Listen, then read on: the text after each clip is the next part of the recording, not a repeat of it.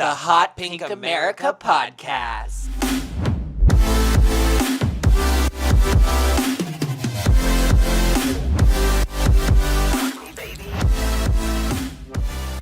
Guys, I'm Dante Elizabeth James. And I'm Juicy Marie Kelly. And welcome to episode 12 of Hot Pink America podcast.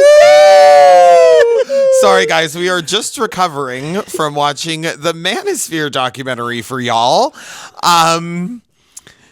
Wow. We'll get into that in a second. If you notice, if you're watching at home, which I hope a lot of you are, because I've seen a lot of comments saying I used to listen on Spotify, but now I watch on YouTube just to see like y'all's reactions and like what y'all are doing. Mm-hmm. So if you're watching at home, after I wore my Spice Girls t-shirt today for girl power and femininity, because I knew we were going to be watching this to recap it for y'all, the sacrifices we make. And I'm wearing my beautiful new pink Marilyn Pink Monroe is a feminine shirt. It is, and honestly, feminine icon. Right here like I couldn't think. Right. Yeah, and here, like you have to. Yeah, we need it. Rural women. We need feminine. it. Yeah, femininity. Kindness, softness. Beauty, creativity, thinking, emotions, smart, intelligent, beautiful, emotions, powerful, weaknesses. That's fine. Honestly, accountability. But speaking of femininity, guys, don't forget, shameless plug of our Hot Pink, but don't forget about our Hot Pink America calendar, guys. As you guys know, Juicy and I come out with a calendar every year. This one, this calendar, all the proceeds from this goes towards the Trevor Project. If you don't know what the Trevor Project is, it is a national LGBTQIA plus organization in which helps two different services. One is crisis. It's a national organization that provides crisis intervention and suicide prevention services to our LGBTQ plus youths. We forgot to write it on the board. I know, that's what I was just thinking. I was like, you know what we didn't do today, because we were so ready. We have a lot of thoughts. Right? Oh my God! Yeah, I don't even know how long this episode's gonna be. When I tell you all, we literally watched this 10 minutes ago? 10 minutes ago, we just got done. We just finished it 10 minutes ago. We just got done. Yeah. Just got done. But anyway, go check out our calendar, guys. Again, all the proceeds go towards the Trevor Project. We've already raised $700 that we donated to the Trevor Project. We should be getting our next payment soon. Probably actually the day that this comes out, because I think it's the 1st. We should be getting our next payment 1st. For it. And all the proceeds go towards the Trevor Project. Juicy and I do not keep any of the proceeds or anything like that. It goes to our LGBTQ plus youths, because they need it now more than ever. An amazing LGBTQI plus awareness day is doing there, because this Tuesday is Trans Day of Visibility. Yes, it is. And you would know that if you had our calendar, which here, I'll give you a little sneak peek. April showers. One of my favorite. April showers. Who are those two ladies who just walked in? Yeah. Oh my God. Before the Manosphere, or when the Manosphere documentary was, when we were watching it, you're like, do you want to shower together after this? And then April showers. Yeah. And literally just, I said this because I needed feminine energy. I was like bathing in glamorous energy. Glitter, flowers, love, some tampons, peace, maybe. Success. Mm-hmm. Just want to slap a pad to my forehead after that, because... Lord have mercy. Let's need just a tampon. Need a tampon. Yeah. So let's just dive into it, I guess. I don't really We just did, yeah. We are swimming back to the surface. We Hot Pink America today, guys, is traveling to the Manosphere. So around it. We're not landing. We're not landing. If you have not seen what we're talking about yet, maybe pause here, go watch it, come back. We're having a discussion about it.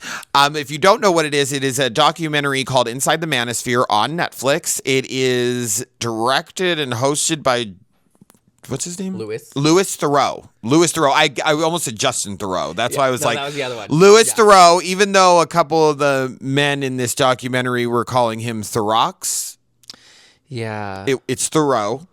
And we just watched it, y'all. And listen. We actually had to pause it a few times to just talk about what we are witnessing and processing. Yes, because let me just, I'm going to pull out my notes here because I am, like to start? you know what, I'm going to just start at the top here. I'm just going to start. Let me just say this before I go into all of this. I don't want anyone to take this the wrong way, but I pity them. I really and truly do. I pity any man that's in this manosphere. Mm-hmm. The reason I say that is because I try to picture one thing about me is I try to picture, a life through someone else's eyes. I really and truly do. I play the devil's advocate like that sometimes, and I'll try to see both sides of everything. But the thing that I'm realizing is I pity them because I can't imagine what it's like to live a life where you have to live up to all these expectations. You have to drink a certain thing. Your car has to be a certain car. You have to dress a certain way. You can't wear pink. You can't grow your hair out. You can't get your nails done. You can't do this. You can't be weak. You can't be. And I can't imagine what that's like to live with that kind of pressure of this is what it means to be masculine, and this is what it means to be a weak, feminine, mentally ill, and have that pressure on yourself of all the time of I need to speak this way, I need to smoke cigars, I need to again drive this truck, and I need to have my hair short, and I need to wear these clothes, and I need to wear this, and put yourself in such a little bubble and box, and it's so sad. It's so sad. And I don't want anyone to take me saying I pity them as me empathize. I try to see their life through their eyes, and it's just so sad. It's so sad, and I just pity them. And on top of that, they're doing all of that for the validation of other men. Yeah. And then the vicious cycle is they get, they have mental illnesses over it, and they have all these things, but all they're doing is feeding into it, and then they don't believe in depression, yet the one guy's brother committed suicide from depression, and it is such a vicious cycle. It's a cycle, and I think the thing that I pity most about them, they can't think for themselves. That is the biggest message I received is these three, we'll call them influencers or whatever of the manosphere, are all this following, gaining this platform, telling others what to do, and this is how you become successful and stuff. But in reality, it's not free thinking at all. They their followings are watching them, hoping for these things, but they're also just watching out of pure entertainment, because there's that other factor of you all are just influencers, because you can tell based off of the comments of the followers that they have. It's just to them it's a joke, not a lifestyle. But then they are able to justify it by being well, so and so could do it, then I can do it. But then the messaging isn't crossed over, and that was one of the biggest things of just it's all hypocrite. It's all hypocritical. It's all scammy. It's all pyramid scheme. Yeah, it's all fake. It's all a pyramid scheme. This documentary showed that in different ways of how you're just fake. Because they would say one thing, and I just remember sitting there that's 2 minutes ago you just said the opposite. What do you mean? Yeah, that and this whole and I think that's what I mean. It's a male pyramid scheme. It's the energy of it's selling this attack on masculinity and all this anger and all these emotions. That's what they're feeding off of is our teenage boys and young men's emotions and anger and egos. Yeah. And their fragile egos. That's what they're feeding off of to make money. That's their whole, the one thing I took away from this is all about money. Yeah. The guys doing it, it's all about money. It's not about changing the world. It's not about helping men. It's not about any of that. It's about them and them firing people up to make money. And I've always said that in order to go far on the internet, and this is where I think I falter as a content creator, because I don't like drama. I don't like any of that. I don't like controversy. I don't like riling people up. I don't like any of that stuff.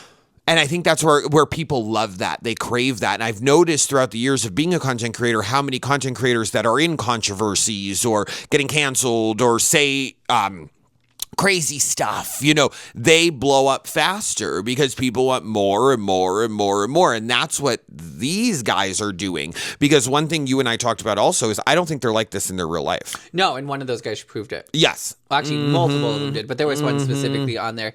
Because the energy it gives is who are you trying to prove? Yeah, us or you? Yourself? Who are you trying to convince right now? Me or you? The only thing I saw were a lot of men, and we'll get to this more later, that were abused emotionally and physically as a child. And I'm seeing like they think this is masculinity, but all I see is weakness. And maybe that's me. I guess it's all in the eyes of the beholder. But when I'm watching this, I'm not watching it like, yeah, that's a man. That's masculinity. That's how, I'm watching it as like, this is sad. This is pathetic. They're little boys that were abused. And it's a victim to the system. Victim to the system. So that's victim what I to was the looking system. At the same way I said, y'all victims to the system. Because the thing is, it has nothing to because also none of them mention about community. None of them mention about how you all get along and stuff. Because I know out there people who do real men's group, men's work, and the energy compared to this, while there are parallel messages, they're very overlapping of like how men are supposed to be in an act. But this whole thing we watch, no, it is like, I had something wrong with me. This is how I fixed it. But then it's like they need validation to say this is the right way to fix it. That is what I got. Like, I'm just sitting here like, that's what I'm feeling. Well, I got that they are, and we talked about this as well, that they have like the kind of right idea. I mean, the whole not believing in depression part confuses me because the one guy in it said, I love watching these guys because they tell me to keep going. It's hard every day and they tell me to keep going and they uplift me and all that. Like the messaging is right, and that's wonderful, but the messaging's toxic. It's not like, these men help me, and like you just said, like these male-centered, like helping men and doing all that stuff. But the way they're going about it is toxic, and that circles back, company jargon, to... Get that on the minute? That circles back to like them being abused and all of like it all is like a circle. It's just like... Yeah. My biggest thing... And feeding off their emotions. Yeah, and it's all surface level. Yes. There's no depth to it. Because my top thing I absolutely loved, Lewis, was when he started questioning any of them. They all... You could see it in their nonverbals. You can hear it in their voice. You can hear it in their answers. They either avoided the answer or tried giving an answer that didn't lead anywhere. Yes. And I was like, there is no depth here. There is no depth. This is all show. And that leads back then to like, it was all for money and show. It's all for clout. It's all for those, like, this is also not just about like men and their image of this red pill toxic thing or energy, which we'll get to defining how they did it. But it's also the same of like, this is the toxic influence, like blackmail real episode of like, this is the life of people who don't care about anyone else, but say they do. Yes. And we'll just I have my notes. We're going to go like guy by guy because, and the one thing we have to say is like, again, I guess beauty is all in the eye of the beholder. None of these guys are drop dead gorgeous. Wow. I mean, I would say a lot of them are average to below average. I mean, every single guy I saw in this, I wasn't like, wow, he's really good looking. I thought, okay. Very conventionally aesthetic. They all look the same. Yeah. They all... I don't know, but let's start with HS. Okay. I want to start with HS first. I loved how he said that he's teaching all these men not that they don't need a boss telling them what to do, but then all I thought was, but you're telling them what to do. Yeah. They're paying, it's almost like a job, but it's backwards. They're paying you to tell them what to do, which goes back to the MLM pyramid scheme. Yeah. That's his out of all of them felt like the most pyramid scheme. Like again, I don't even know. Like, it's just crazy. It's just crazy. And then even when he was checking out Louis Theroux, and he's like, I'm looking at your body. I'm looking. Like, what is with that? Like, I don't understand that, how they can make fun of gay men and gay. When y'all are checking out men's bodies more than probably we are. Yeah. And whether it's in a sexual way or in a masculine way or whatever. I'm very confused. Like, it's the justification and the moving of the goalpost throughout all this was amazing. Also, guys, if you see a fly in here, there's a fly in here, and I had the door open because it's really beautiful out today. So if you're watching at home and you see a fly in here, that's why. Don't worry, I'll kill it because I hate flies. But it was all like, anyway. So his was the one where I kind of was just like, so like. He is a person that learned how to monetize certain platforms to gain his income, because his was the only one I don't think had a direct answer of like what he did when Lewis was trying to ask him like, so what is it that, and like, because he was the one that got the most questions, I think, like, so you just like you just bombed this interview with this other content creator for what? And he's like, clout. Mm-hmm. Wait, hold up. Like, what do you mean? It's all about numbers and money, and that's what it's about. It's not, they sell it that they're helping men and saving masculinity, because there is an attack on masculinity and men and like all this stuff. Yet to them, it's just about money and views and getting money and views, and that's all it's about. And then he was the one that had we saw his mom, and he talked about his mom. His mom he was like completely opposite. She was anti-racism. She was anti-racism, transphobia, xenophobia. She was like power for women. And if he said this stuff around his mom, she'd be really upset. Yeah. Mm-hmm. But then at the end, she's there and she's almost defending him too. So it's very weird. She did make one weird.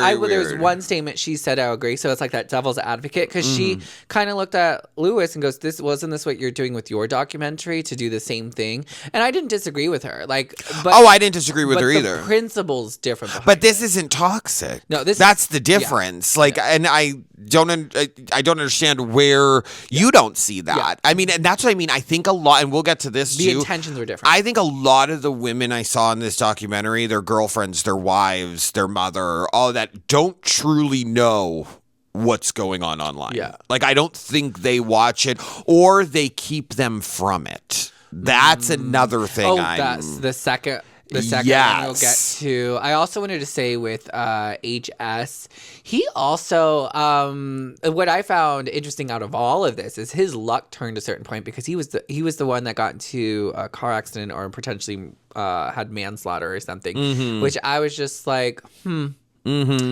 you're this big thing and all that, but then immediately you messed up and now you're running and hiding. Because to me, wouldn't the messaging of a man be, I'm going to stand there and own what I did?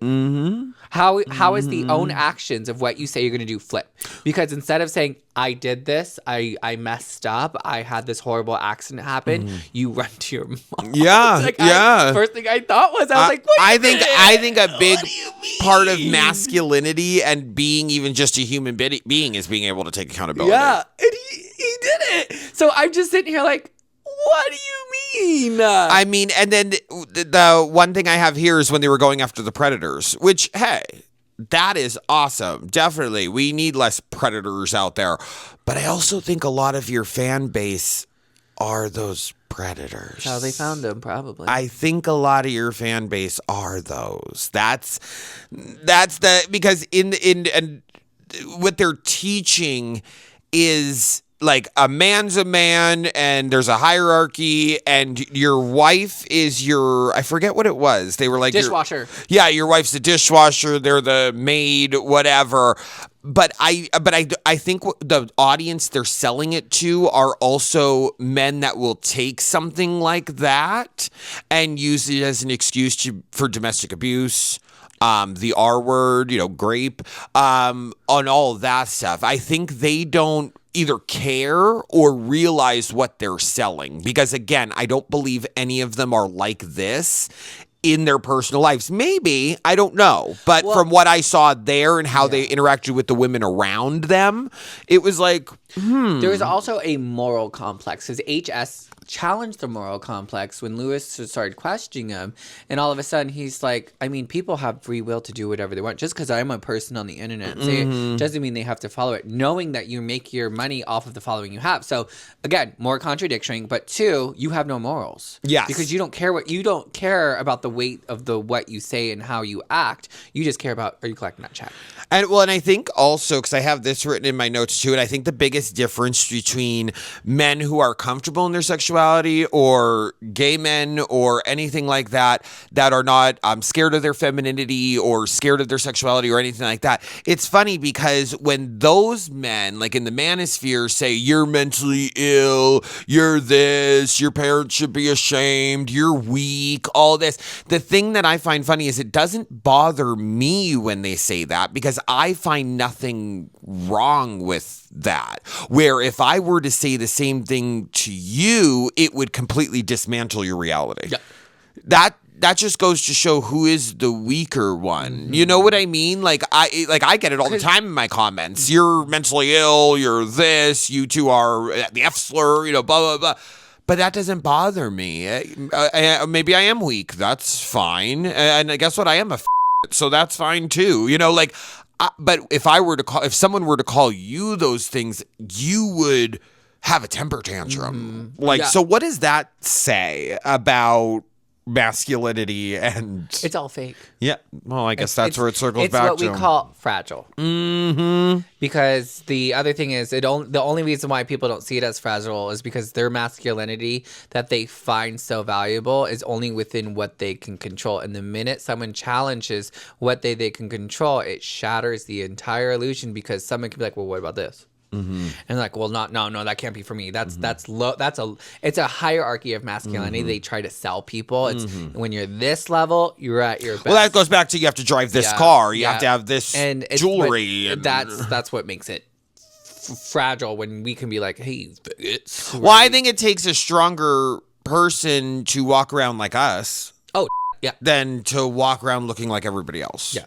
Okay. That was so weird how seeing everyone on there and just like, y'all look bland. Yeah. Y'all look like unseasoned average chicken. To below average, 100%. But then we go on to the Justin guy.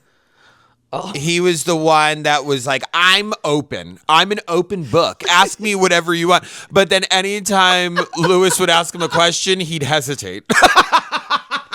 Whoa, what do you mean? But then turns around, I'm here for everything except that question. You could ask me any question, but please. Please. That was also the one that didn't want his wife on camera, but then he brought her on camera later on. Yeah. In the series. And then again, the thing I'm getting from all of them, I have it here in my notes, they're scamming men with their mental health because it's toxic or it's not toxic, it's weak to believe in depression or any of that and go to therapy, but come to me and I'll help you be a man and masculine and all of this stuff. Even though none of them have a background in therapy at all. None of them have a background in anything. They're just, and the one thing I have to remember, and I put it in my notes later on down, when we were towards the end of the documentary, is a lot of their fan base are teenage boys and young men.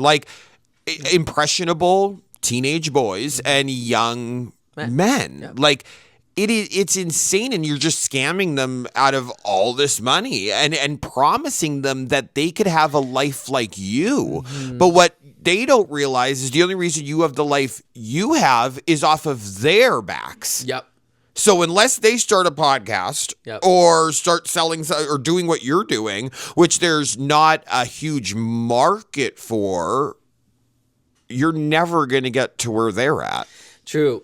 It's true. And for Justin, his was the most misogynistic. I mean, I don't know if there could be ranking, they all were, but he was the one that made the comment about where women's place should be. And I think I can't even say that because they all said the same thing. But if I had to hear one more time, because he said it like 14 times, I know what women think and believe. Like I could have literally hit my head off of a wall, because I'm just sitting here like, you're saying that, then turning around and it's being proven that that's not true, right? Or because you have so much authority and power, you can say that and someone will be like, because you hold power. You don't, but you don't acknowledge that you have power or authority over people. And he was the one that I believe said that, people only will like you because of your money or whatever. And then he's like, I know what true love is. And because that's when we saw his wife. And he made the comment of like, if it ended, at least I can say I had some good years. Like, no, what do you mean? Like I kind of just like, it was a circle I didn't want to be a part of. Like it was like, you're saying this, your actions are this, but then you say this, and then you futuristically say you'd be okay with the whole thing, as if like you can emotionally adapt. And there is some truth to just being like, when someone asks you how you're doing, you just say, I'm good.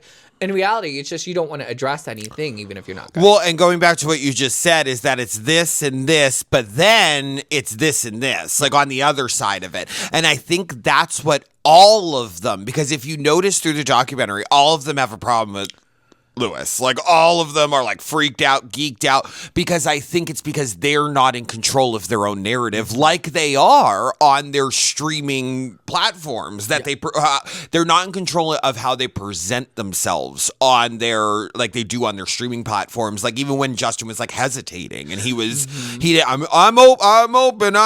And then I'm sure he did not expect Louis to throw that question at, Louis really calm, cool, and collected. Yeah. Calm, cool, collected. Wow. Yeah. Wow. You did not see that man sweat at all, even around these immature. No. That was a man who said, I'm very comfortable with who I am. 100%. Yeah. 100%. But then moving on to Marvin.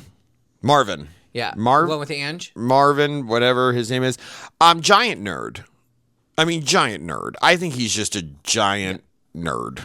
He's the one with the podcast, right? At heart. Like, I think he's just a giant nerd at heart, and he just does. And, like, again, I'm not like, I just see a nerdy guy that goes online and spews about. Yeah, that's what I see. I don't see, again, when I'm looking at them, I'm not sitting here like, wow, what a man. I'm seeing them kind of for who they are. They literally remind me they're just stuck in that little boy that wanted to when we get to that in a minute, with the, but I'm also, and I said this to Juicy, disappointed in all these male-centered women in this world, like in this world that they're in. But like we said about that one woman at the end that was an OF model or something. Yeah. And you said it, you were saying like, because she's like, because the HS was live and she was sitting next to him and all these men on the live were being like gross and all of this. And she said something like,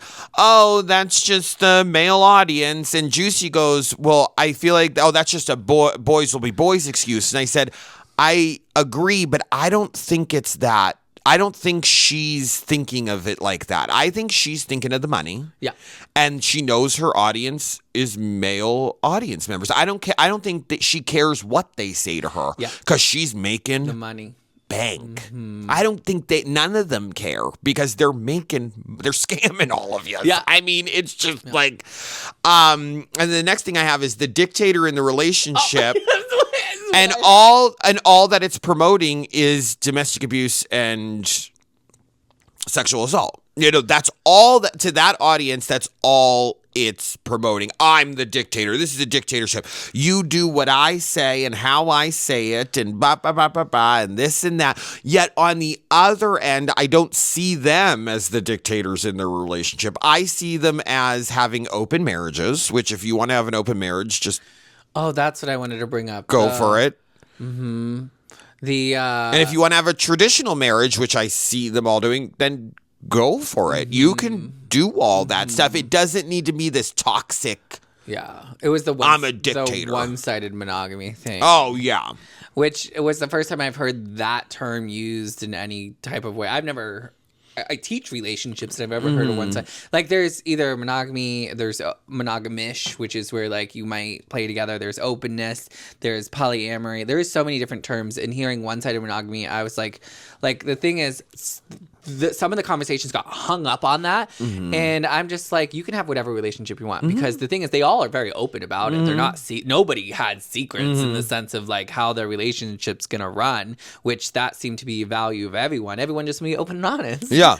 But the one thing I just kept thinking about is like, why are we hung up on this one-sided monogamy thing when I just want to be like, how when then we question it, because that's what Justin got questioned on, we start backing down from why that's a value. And you could easily, like, because everyone politely just wanted to avoid the fact they just wanted to be like, I just want to sleep with whoever I want to, and it should be like that. Because there was lingering moments of like women, that whole stereotype of, if women sleep with multiple people, they are discarded and seen as overused or whatever. But if a guy can, but then one guy was like, "I slept with 2,000 women." Oh yeah, the comment was, "I slept with 2,000 girls, and that was a goal of mine."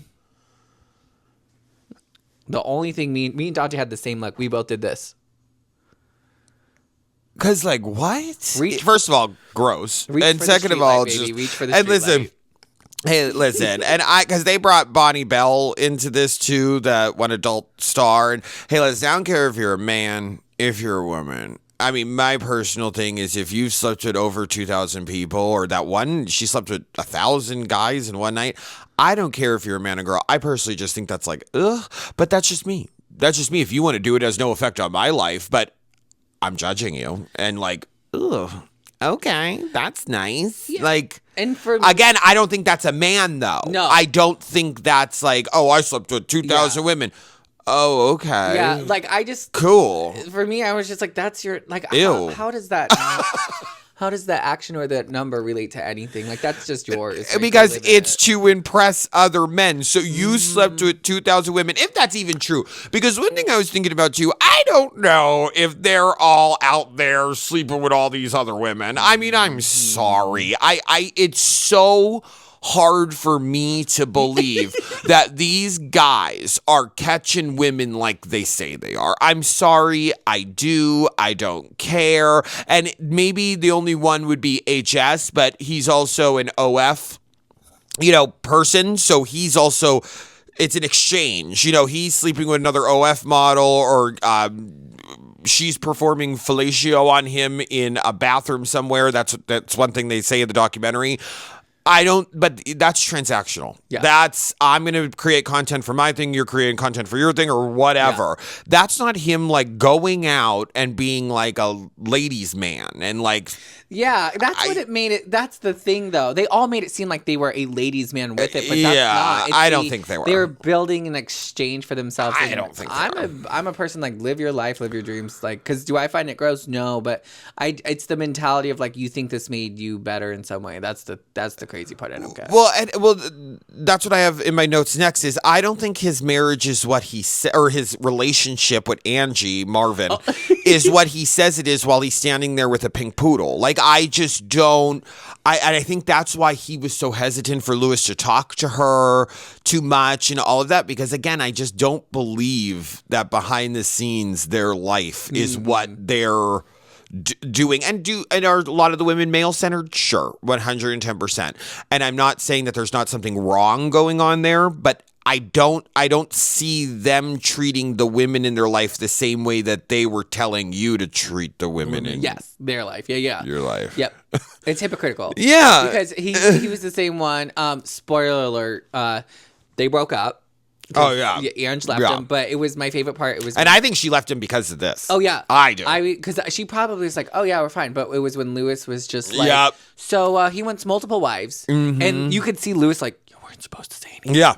And she was like, I mean, he said it before, but it seems like that was a conversation that they might have had on like passing or like. That's what I'm saying. I don't think their girlfriends or wives are watching their stuff. Yeah. I don't think they are. I don't think they sit in on it. I don't think they're allowed to sit in on it because I don't know how you could be with a man that, and again, male-centered women, but I don't understand how you could be with a man that sits there and says all that. Or even when they were on the podcast and he had all those women sitting there and he was making fun of them, allowing the chat to make fun of them, saying one of them had a Play-Doh forehead. And like, how could you look at that guy and then like go to bed with him and all that? So that's what I mean. I don't think they watch it. He was the same one that said, I know I say dictatorship, but I don't actually mean it that way. Mm-hmm. But then I just so you don't know the word you're using. Mm-hmm. You don't know the word you're using, or you're trying to manipulate a scenario and then say, that's not how I meant it, but that's how you took it. And I'm just like, you don't take, none of these men take accountability in what they say. And what do I always say? Words mean something. Yes. Words matter. Words matter. What you say matters because it really does change the perception of other people.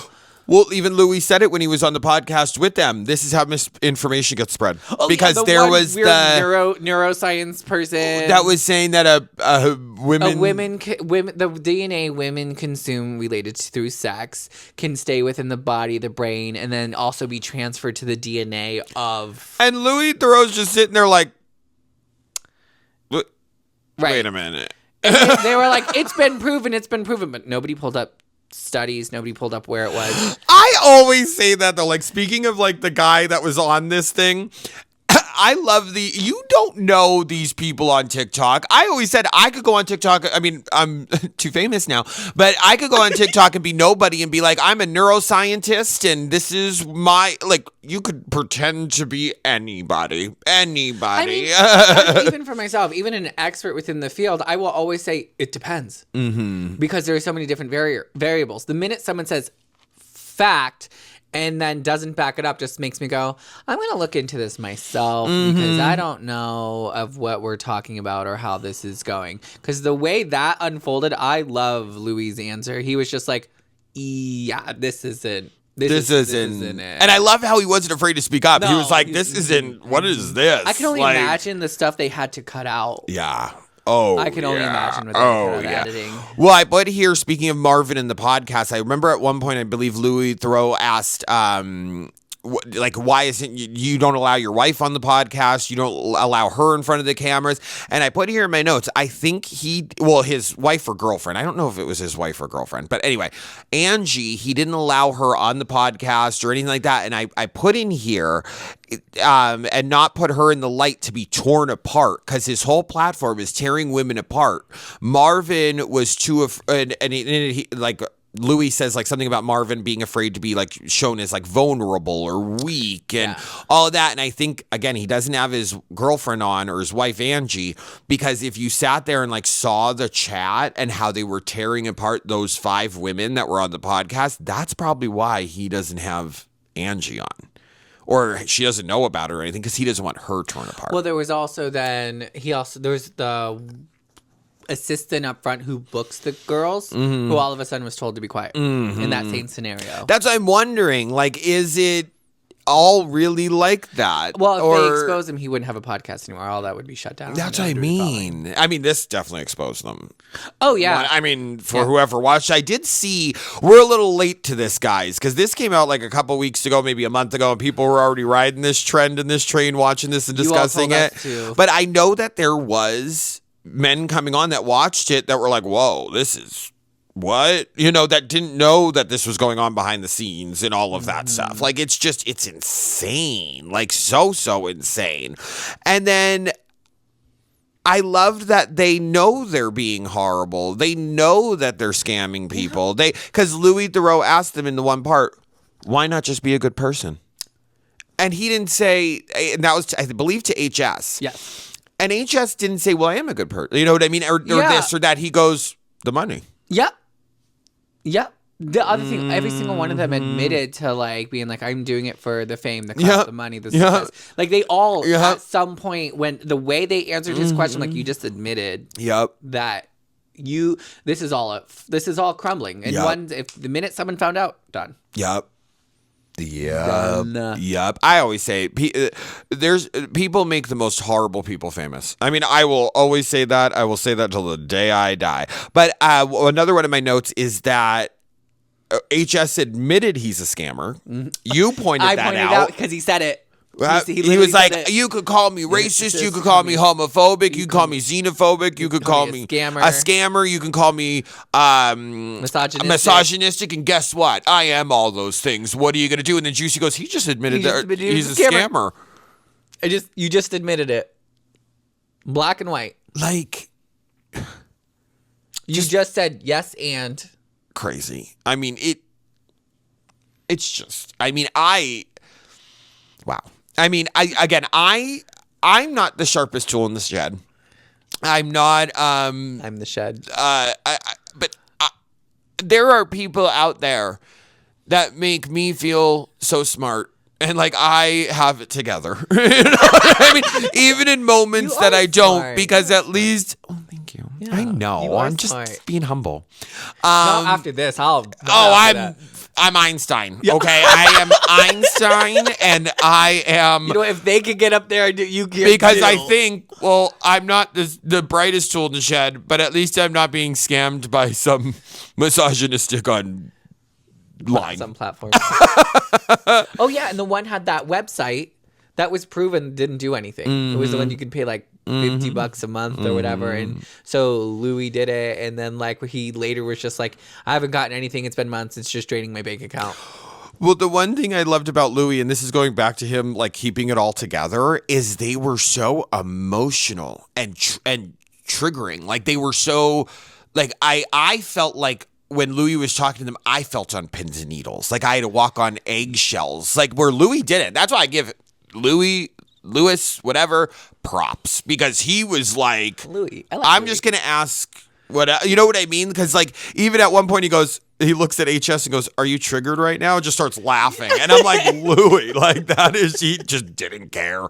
Just did not care. But all of them were so emotional and like, again, like almost like, you got to walk on eggshells around them. If there was one takeaway I can think about of this whole thing that Louis did is question everything. Mm-hmm. When someone comes to question them, not even just question them of who they are, but question, what are you doing? How are you doing it? Why are you doing it? When are you doing it? What's the purpose of you doing it? Because all of his questions were so good. And the way and why he asks them, I'm just sitting there as a mental note and I'm like, I know why he asked this. I know when he asked this. And then you see the answer and you just see it crumble. Yep. And I was like, because not only was this a documentary, I was like, he's a researcher. Yeah. He's a person that knows how to find answers and solutions to things. Because there was even moments when, the one guy's like, men created all this. He goes, do we know that? Mm-hmm. Do we know that? Like, and because it wasn't that his questions were someone else's questions. Someone would just blatantly say it, and he'd be like, "Are you sure about that? Yeah. Do we know if that's true? Are you sure this is actually what had happened?" Yes. And like he did with the clip. Yeah. Like that's not. Yeah. Like and I loved how outspoken he was. Favorite. Like that is what I strive to. And not outspoken in a way that he wanted to argue with them. It was so calm and so like That's not how that goes. It's the true practice of you lean into curiosity, not judgment. Yes. It's if there's one good thing about this documentary, Lewis showed what it means to lean into curiosity. I need to be more curious and less judgmental. Just lean into the question. I just need to lean into it, and not be like. I don't know if I could do that with my face. That's okay. My face might judge, but my mind will be curious. Yeah. It's the hot pink effect. The hot pink effect is that. Someone might say something and I might go, but in my head I'm like, tell me more about that. Like, let's unpack this for a second. But I wrote down. Now this is where we're getting into like them being like just abused little boys. Oh, like was that last Andrew guy. Tate was beat by his dad, so he suffered abuse when he was younger. Which Andrew Tate. Ugh. God, he's so ugly. It's unbelievable. HS was raised by a single mother. He has daddy issues and abandonment issues. Justin was raised by a chaotic mom and was almost a foster kid, and there was a lot of violence. Like, this is like, wow. Mm-hmm. Like, And then there was the Sneeko person who was pressured because he's Filipino, and there was like a tradition of like being a doctor or something, and like him not following through on that. So that there was a different level of family dynamic there that you could see played a significant role in who he became today. And it's just so sad that none of them will or are smart enough to like work through that in like therapy or in a healthy way. Or I that healing process and journey is on their own. Yeah. Well, you could tell, and we'll talk about this in a second, but we will talk like how HS at the end, you can just tell he's a temper tantrum kid. His mom yelled at him. I know. Well, that was after. So you didn't see that in the documentary. If you stay like after the credits a little bit, you'll see a couple like more clips and like updates. They give you updates. Yeah. But and then in my notes I have what I said before. You can have an open marriage. That's fine. You could have a traditional marriage. That's fine. But there doesn't need to be this dictator bullshit in it. That was the one thing I wanted to say is in relationships, we all come with a level of what gender role behavior we expect and what we want in a relationship. It's actually one of the defining factors of how we choose mates. And it's not just in humans, it's in species. Every species has this.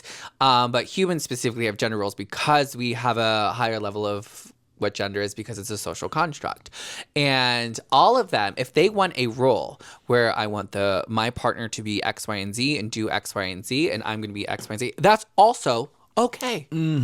But to make it the whole meaning of personality and make it this control thing. Yes. Then I'm sitting here like, what do you mean? If you and your partner want to have like you just said, like traditional roles, it should be an equal agreement. Yeah, you know, like JB, I like when the people ask like who's the woman and who's the man. Like everyone thinks that just because I'm more feminine, I'm the woman, and I stay home and clean, and I do. No, JB and I have chores. We both live in this house. We both have chores. And just because he goes in a truck and drives to his 9 to 5 doesn't mean I don't have a job. This is my job. Content creation, editing, all of that stuff is my job. So I work too, but I'm also not the woman. We're both men, even though I'm a they, them. Woman. Yeah, like a little bit. Sometimes. but it's like with those closed-minded straight people that think I'm the woman in the relationship, and I just sit here and clean, and JB works, and I have my own money. I make my own money. I don't, and there's nothing wrong if you want to stay. That's what I mean. If you want to stay home, cook, clean, raise kids, go for it. That is wonderful for you. As long as you're happy, do whatever you want, babe. Me. Again, you could look at my house. I'm not sitting here cleaning all the time. Okay, you could probably run your finger up against those bookshelves up there, and there's probably dust. Okay, And again, there's nothing wrong with that. If you want to have an open relationship, that should be an agreement between you and your spouse. Yeah. I'm not even going to say wife, but in this sense, partner. It should be okay. Sure, if you then we'll have an open marriage. It should be like, well, I'm going to go out and do whatever I want, but you stay home. It's the same concept when someone goes, it's that level of when you can't be a but I'm going to be a.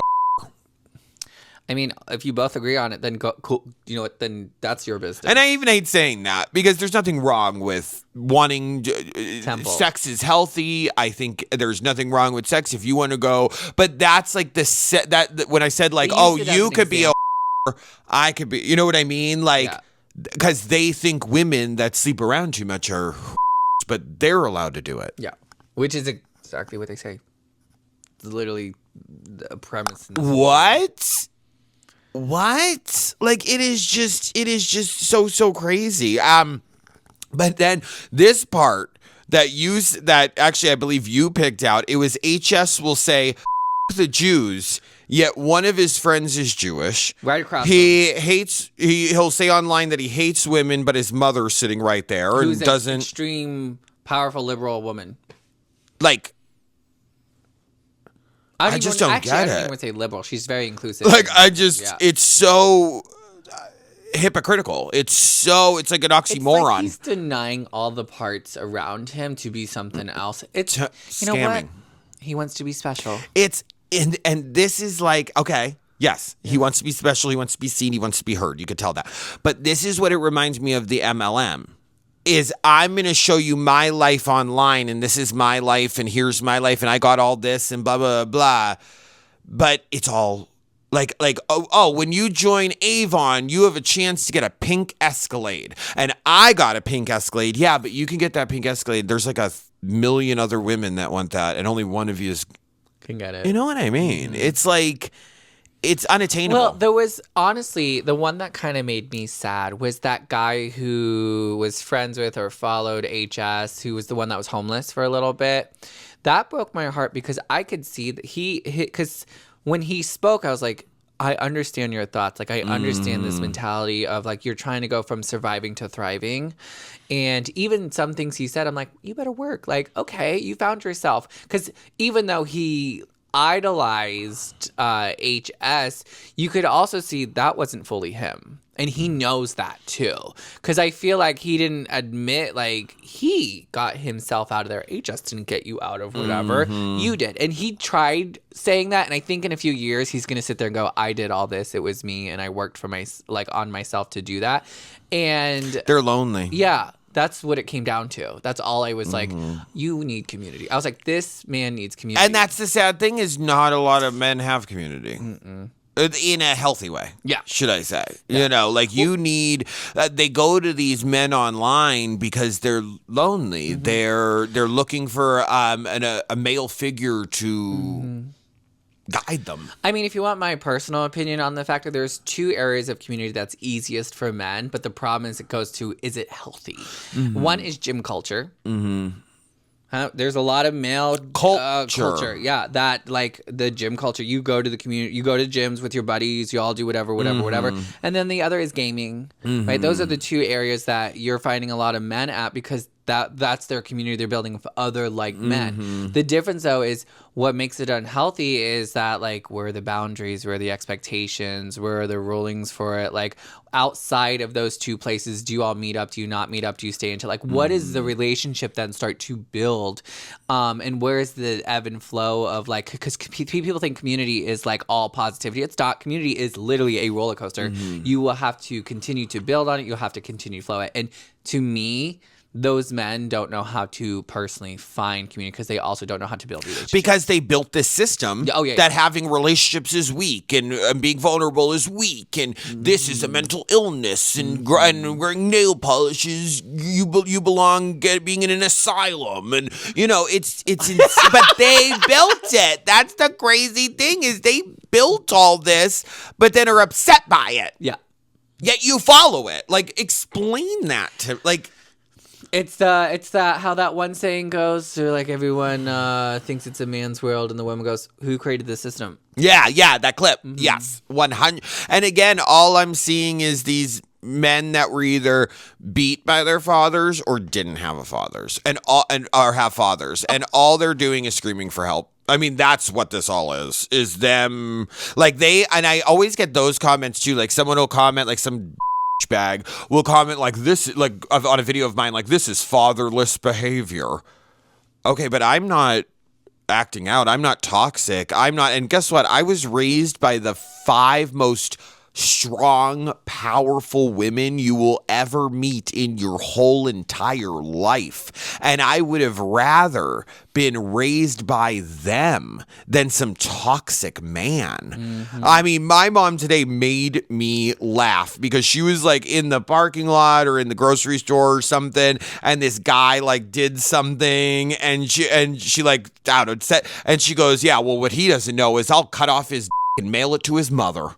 I was like, you go, Chrissy. My aunts, my mom and my grandmother were not women you wanted to mess with at all. I believe that. I actually thank them and give them so much credit for making me as strong and brave and who I am today and make me feel comfortable being myself, which I think that I would rather a woman raise me and teach me that than a man raise me and teach me to hate myself. And I can't be this way, and I can't be this way, and I can't be this way, and I can't be this way. Like, what? That's such a sad life to live, putting all these restrictions on yourself. Yeah. All these fake restrictions. Yeah. They're all fake and made up. Like, they're all bullshit. It's unbelievable. The other thing it makes me think of is they definitely, because I've also heard this saying before with people who may not have been raised by a dad or something, they don't have a proper male figure, and then they turn into what these men are. And I kind of go, I do feel bad because you didn't have a positive male role and you're not turning into a positive male role. Because like I was raised by my dad, and the person who taught me kindness at my very start is my father. Like he is the one that was like, you must be kind to all people. He actually was the one that raised me to be like, why do you take this shit off and give it to somebody else in need? Because that's what you do. And that's one thing too. Like I know that not all men are like this. No, you know what I mean? Like we'll have that toxic mindset. Like I know that they're like your father. Like there's good. But his mom raised him. Exactly. Who is the most powerful woman I know. And that's what I don't understand about these men in this is your mom raised you. Right. Like, and I said it last week on the podcast. I don't understand how you're raised by a mom, fed by a mom, your mom carries you, but then you hate women. I just don't. You wouldn't be here right now if it wasn't for a woman. You know what? I would love Lewis to ask any of them, like, what does kindness look like to you? That would have been a real good question in some of these situations that came up. Because you didn't hear anything about that. Nope. You didn't hear anything about the good they do. Oh, I give to this charity. Or, oh, I set up this foundation for men. Or I set up this shelter or this, mental. You never heard about them doing anything for anyone but themselves. It was very egocentric. Oh, 1,000%. Oh, that's another thing I noticed a lot in this documentary. A lot of bruised, weak egos. Just bruised, weak, fragile. And again, if that's what makes you a man, I'm good. I don't need to be one. I'm good. I'm that's why, again, like circling back to the beginning is when men try to tell me who I am, like the toxic straight men try to tell me who I am. Babe, I know who I am, and I'm very, very, very comfortable with who I am. And no one, not even you, is going to change that. Like never, never, never. Because I would rather be this version of myself than whatever version that is, you are. And I'm good on that. For me, the other thing I was screaming at was the lack of education in history they know, because and I remember I wrote it down because when he was like, yeah, I don't think women should be in any of these jobs or do any of these things. Who put women there? Men did. It was World War II. What do you mean? Like, open a book. Teach something, like because the argument was like women don't belong in certain industries. It's like they're in those industries and carried and changed the nation to what it was and kept it thriving and surviving because there was a war that had happened that all the men were drafted for, and they had to step up. What do you mean? And then there was another thing where I sat there and I was like, first of all, you're sitting here saying that like women didn't contribute to anything, but there are more forms in history where men took women's ideas because women were not allowed to speak up and say, I actually created the cure for this. I actually created the patent for this. I created this invention for this. And it changed our comfort in society and made it better. But men are the ones that said, actually, I did it. I took it from her because she needed to be the apprentice of me. And like, so I'm just sitting here like, they've been here the whole time. You just didn't like being comfortable that you could see yourself equal to somebody as powerful as them. So you had to make a false sense of power to feel above them when you've never been above them. To feed your ego. Yeah. To feed your ego. Like the way they lacked all that education, I just sat here, I'm like, oh, thank you for keeping me employed. Thank you for sustainability. Well, one thing I think about is the women I was raised by. Like I said, I was raised by my 3 aunts, my mom, and my grandmother. And one thing that I always realized about them is men ain't and the older and older I get, because my grandmother, my mom, they were listen, my mom was a single mom, raising me and all of that. And what I saw in that was powerful women that ran their households, that were the yes or no. You know what I mean? Like my grandfather wasn't the yes or no. My grandmother was. When my mom and my aunts were growing up, it wasn't you didn't go to Poppy for nothing. Nope. You went to Rosie. Rosie was the one that you had to cross, ask, get permission from. I remember if you walked in late, my nanny would hide behind the front door and wait for you to walk. Like they were strong, wonderful women. I didn't see them as weak. I didn't see them as any of that. I just wasn't raised that way. I was raised to see women as strong and powerful and in charge. That and yeah, you let the men think they are, but I am. This is my house, my money, my That's what I was raised with. And now as I'm getting older, my mom and I were talking about this today. As I've gotten older, I realize now, men ain't. I mean, hey, listen. I mean, I don't know if I ever told you this story, but my family owned a restaurant. My mom was a waitress there. I grew up in the restaurant. This one guy, like this is how they were raised. This one guy pinched my mom's butt. My mom took the ketchup bottle and smashed it over his head. The glass one? Yeah. And my mom was like, I don't know what came over me. I did that. And she goes, I was so nervous because my grandfather was the cook there and blah, blah. She goes, I was so nervous that like I did that to a customer and my dad was going to be mad at me. But my poppy was like, you go, girl. You go, girl. My grandfather taught my aunts and my moms to stand up for yourself, be a strong woman. I'll never forget they've told this story so many times. My aunt, my mom's twin sister, when she was younger, like 10 or 12 girls came to the house to beat her up. It was the restaurant. They came to the restaurant. This is when they were in high school. These 12 girls came to fight my aunt. And my poppy looked at them and said, I'm going to let you fight her, but she's going to take his one-on-one. Yeah. It's not going to be this group shit. And guess what? She beat the shit out of every single one of them. I know that's right. I know that's right. So that's what I'm saying. You can't be lying You could be raised by 12 dads. You could be raised by the best dad in the world. I wouldn't have changed the way I was raised by those women for anything. No. For anything. My mom. When I think about my mom, Deborah, I love you because I give her. Talk about taking no. I would say she taught me how to have a mouth, but a mouth that backs it up. Because Dante says this all the time. I don't care. No, I'm so unbothered. No, and she's the one that taught me that. Well, my aunt taught me. Here's a good way to put that.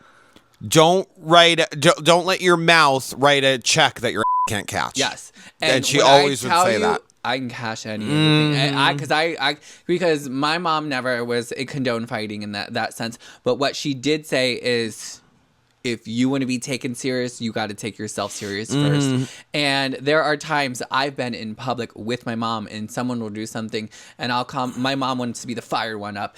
But I remember I said, I got this. I said, you got something to say? And all of a sudden it gets turned because people want to go at it. But my mom taught me how to be smart about being strategic on these situations. And when I tell you, and she has been the woman. And I just shared this story.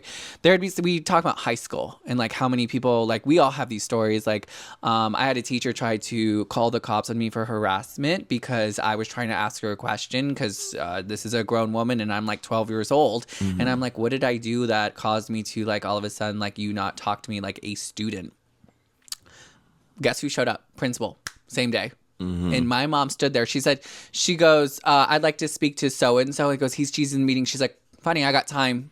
And stood there, did not sit down, stood there right there to talk to him. My mom was the one who also showed up. I'll never forget when somebody, an adult, I was very little, I was 7 years old.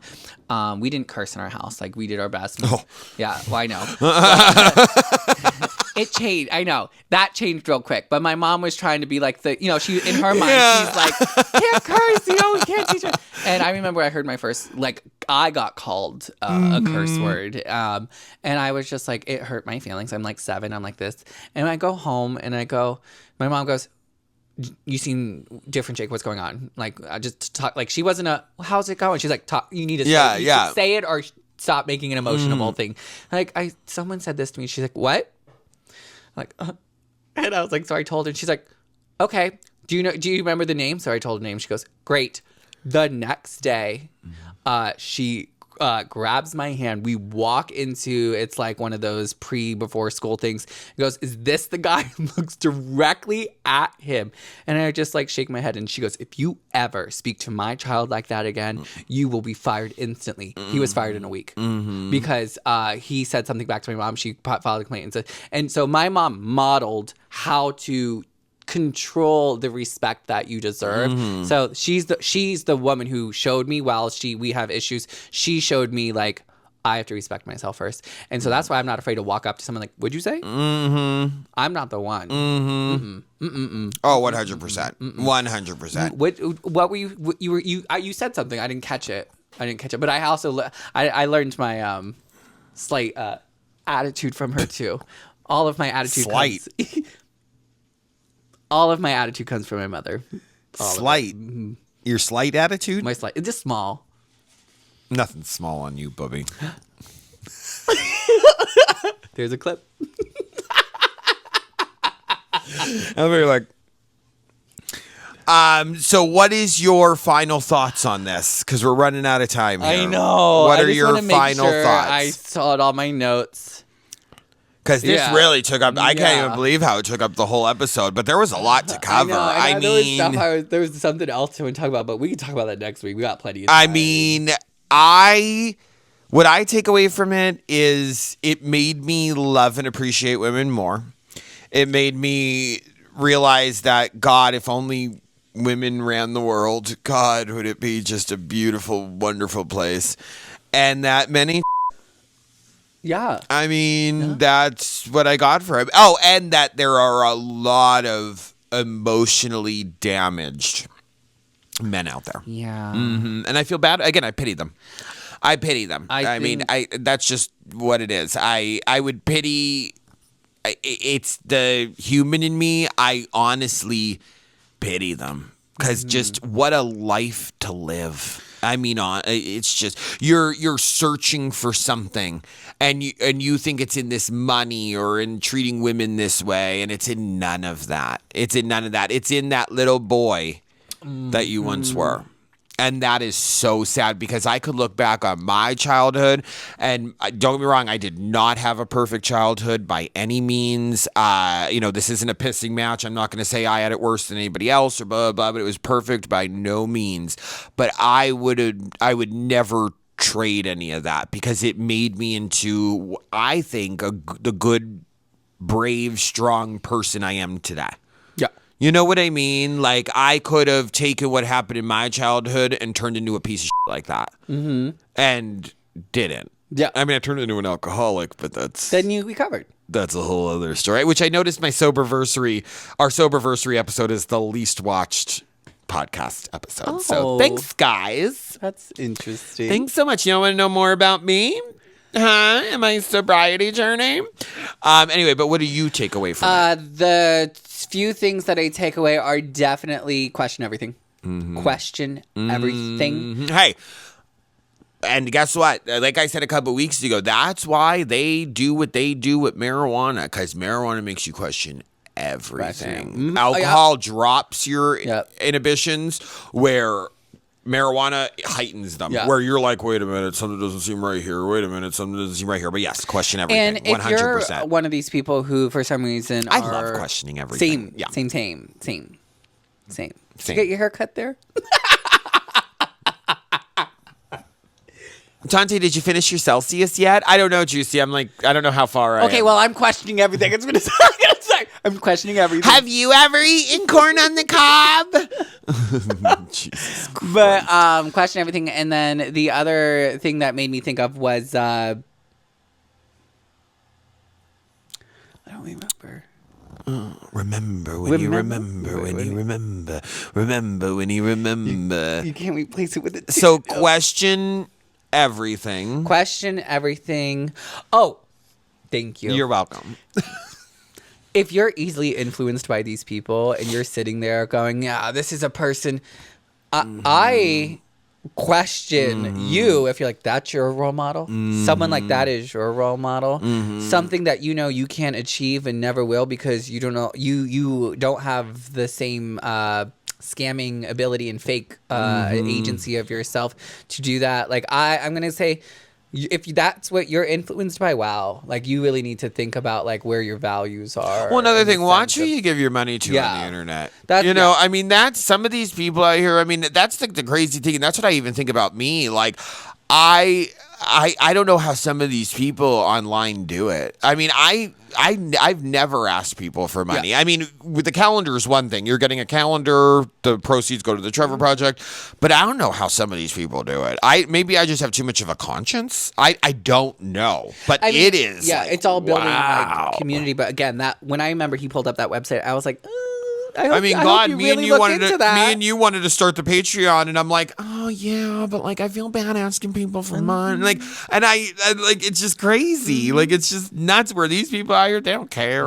they don't care. No. I mean, again, I think going back to like again, I feel like if I had to choose between being raised like them and turning out like them, or being raised how I was, and whether you think I'm weak, mentally ill, or any of those things, I like who I am. I have a conscience. I have a heart. I have feelings. I worry about sometimes, because I still am a bitch too, a big bitch. Huge. And I keep telling y'all that.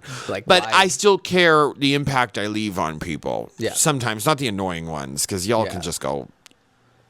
Yeah, always. Some of y'all can go get a life, but the majority of people I try to leave a good impression on. Yeah, I mean, and not just use my followers or fans for money. Oh, yeah. The only thing I thought about, if I had to reflect for myself, was like, I'm a great person. I'm a great person. I don't think I'm great all the time, but I was just like, you know what? I use my platform to be informative, to be educational, to be kind. And when I say I want to build community, I also back that up. Yep. And because when someone goes, well, how? X, Y, and Z. Yep. When I say you can ask me anything, you can ask me anything, and I'm going to go, oh, here's what I believe it. And because the other thing is, we have so much confidence in ourselves to be like, this is what I believe, and this is the hill I'm going to stand on. And it doesn't come from our ego, like, and it's not false confidence either. No. That's the crazy thing. It comes from like we're not afraid to say, I value this, and this is my value. And this documentary also challenged morality. It challenges morality in a different way. In conclusion, the two of us would rather be these two huge and losers than whatever that was. Yeah.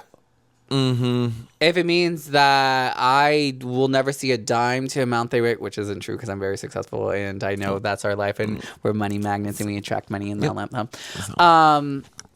I would rather have nothing at all in life if that means I never had to be like that ever.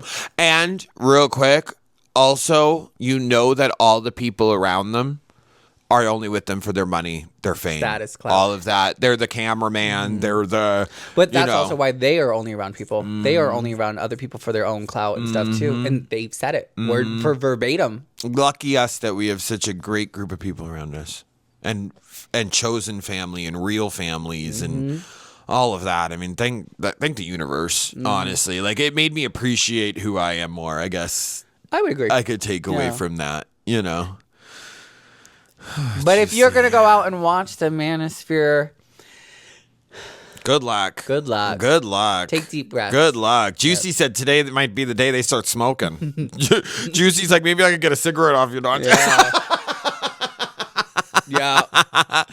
But guys, like we always say, if there are any topics you would like us to talk about or give our opinions on or anything like that, please leave them in the comments below.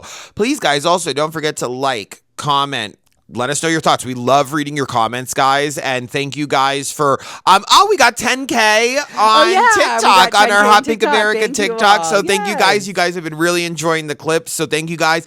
But yes, keep commenting, sharing. We love reading your comments. I think I'm actually more active in the comments on the Hot Pink America YouTube and TikTok and social medias than I am on my own. But we love seeing y'all's reactions, all that. So please don't forget to like, subscribe. I'm here on YouTube, on Spotify, wherever you listen.